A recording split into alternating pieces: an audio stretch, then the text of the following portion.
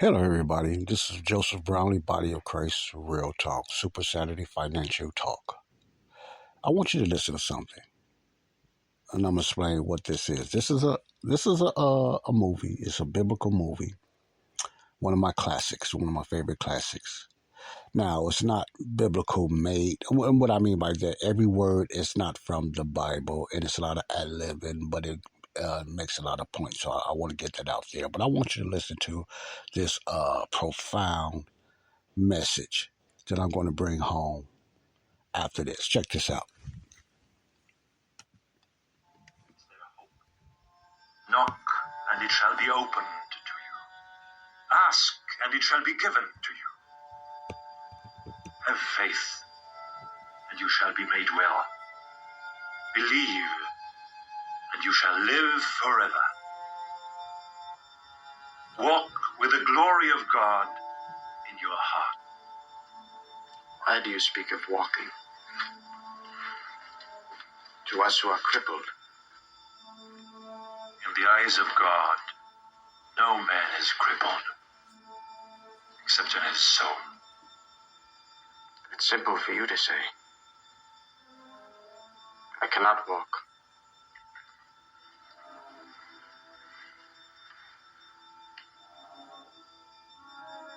Rise, and you shall walk.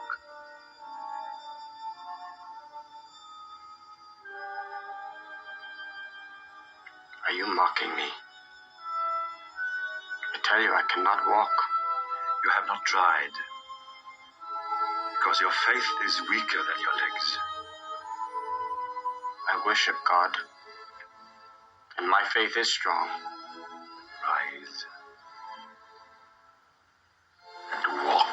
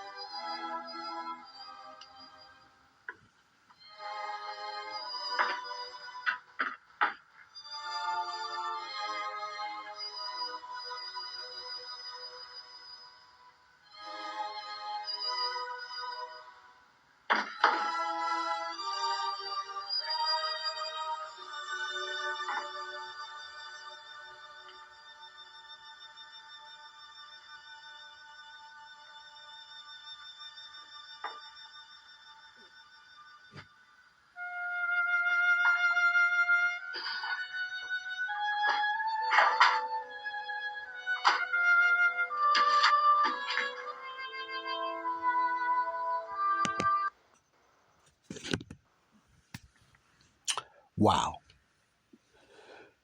That scene is one of the most touching and powerful scenes I've seen in a fictional biblical movie. Reason I call it fictional because this is not a scene in the Bible, per se. But first of all, I like the back and forth transaction with the actor that's playing Jesus in this movie, Max von Sydow or Max von Sydow, who's playing Jesus in this movie, which is the greatest story ever told. And the other actor is Sal Manio, who had he died very young. I think he got stabbed or shot in his young career. He's playing the crippled guy. And I like the exchange. The exchange is very powerful with Max von Sydow and the actor and Sal Manio, the one that's playing the crippled actor.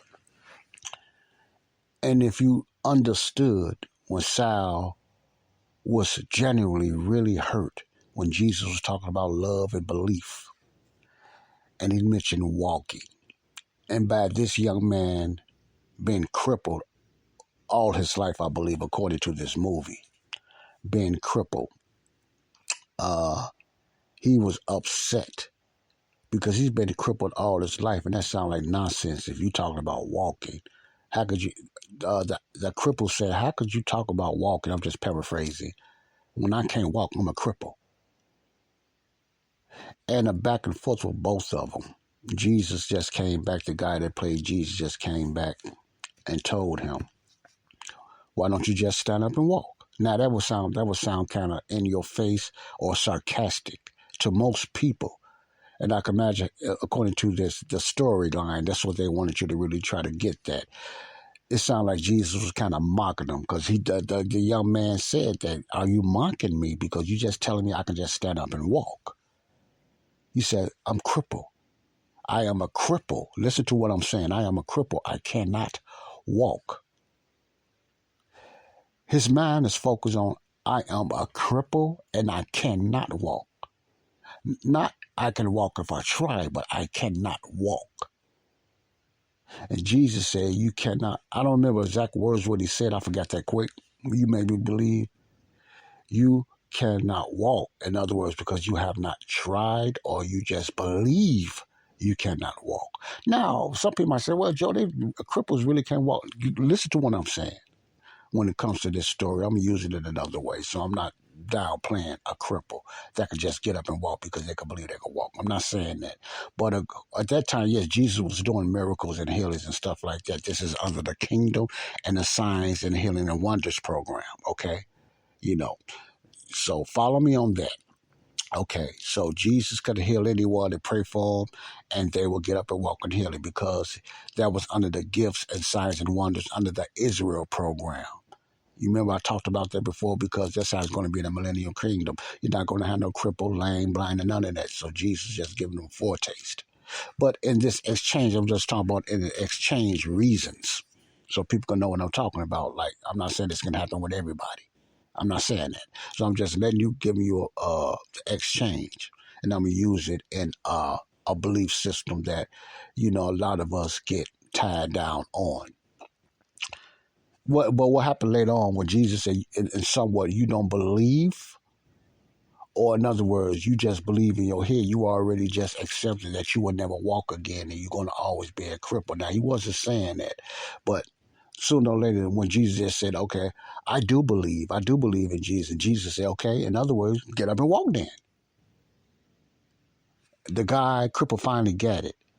So don't argue back and forth. Just do it. Make an effort. So what happened, which is very beautiful, Salmanio, the guy that played the cripple, got up slowly but surely out of fear. And make a long story short, he walked. He started walking, and he played that part so well. It's kind of teary. And then touched him, and he got to move, and his legs got to move, and he got to walking towards Jesus. And later on, Jesus said, he asked Jesus, he said, Jesus, you made me walk. Thank you. Jesus said, no, your faith made you walk. Your belief made you walk. It ain't what I done. Now, could Jesus touch him and make him walk? Sure, Jesus done it in the Bible.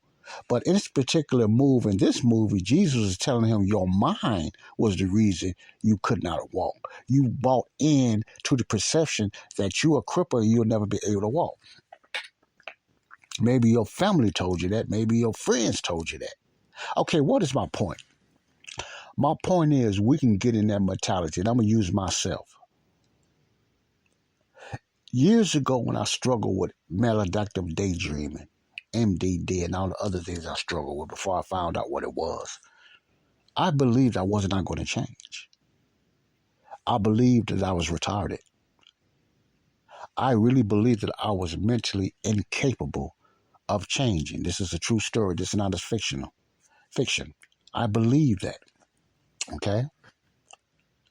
So I stayed longer in my condition that I didn't have to stay in because of my belief system in my head.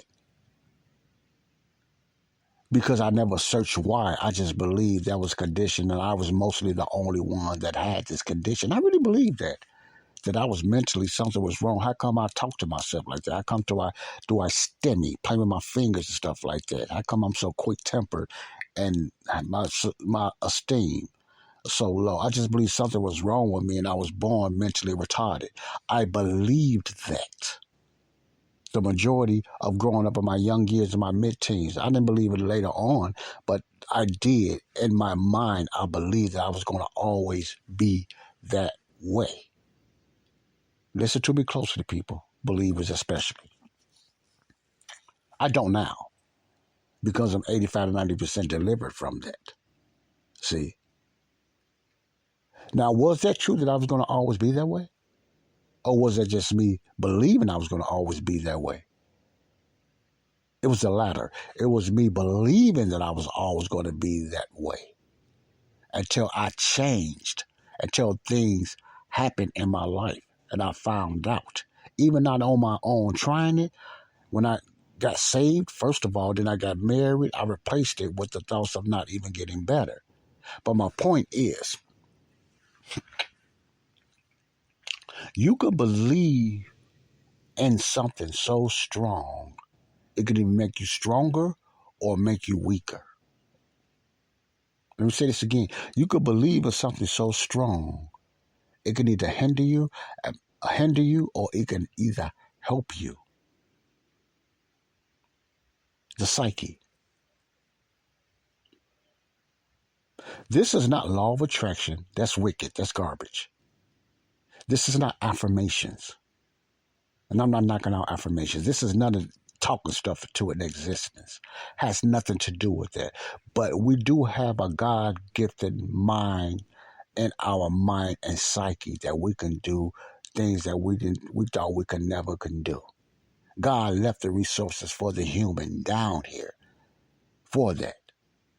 See, there is stories that people was left dead or left handicapped, and this healthy woman, I forgot her last name, that was on one of the shows before, that was left out in the woods for 52 days. All she had to eat was plants and stuff. Had no meat or nothing like that, plants and herbs. And she survived 52 days with a handicap. I forgot what it was, but she learned about herbs and gods and natural plants by just learning about them, eating them, and being around different type of people that lives in those countries and learning the way they ate. And she was healed from her life-threatening, as doctors said, that she would never walk again. She's walking looking fit as ever because she believed and she searched. You understand what I'm saying? It's the same today. My story, her story, and thousands of other stories, saved and unsaved people, because of their mind and believe and determined to at least try and don't give up, came through physical elements, came through health problems, and became financially wealthy because they believed in their dream. They believed in their desire. They didn't say, I'm going to speak this into existence and what I believe is going to come. No, it wasn't none of that. It's just, it was a determination that I can do this. Why not use my own creativeness? Why not me? The Derrick Rose mentality. Why not me? How come I can't be creative? A lot of ideas that we come up with, we're afraid to put it out there. All of us got a unique talent and gift in us, most of us anyway, that we can present out there and become successful, but we never put it out there because we think somebody else not going to believe it, or it sounds crazy to someone else. And some of it does, because it's different. It's different. See? Now, the reason I wanted you to listen to this, and you might say, what does this have to do with, doing better financially? I don't have a key or some type of remedy to make you financially wealthy. I'm not a guru. I'm not, if I was, I can easily manipulate somebody to make a lot of money. Of what I know, I can do that. But no, I'm letting you know there's opportunities today besides a job. But even if you wanted to know a career or advance away and making more money, upgrade your skills. And you don't have to go to a school and pay a lot of money. There's many free things out there. And I'm going to get into some of the free resources that I use. Good education. It's free. If it ain't free, it's probably 99 cents. If it ain't, it's probably a few dollars. Because of the digital world, we have no excuses to advance our knowledge and skills. So we better follow this digital world and use it for good financially, physical, and everything. There's never been an opportunity, and I mean this, like today, to become financially independent if you're looking just to be independent. Whether you set your monthly goal, what you want to make, and go for it. It's okay as a believer. So the mind, And the psychic, that's why I work so much on mind skills now. Because of that's one of them anyway. Until next time, real talk.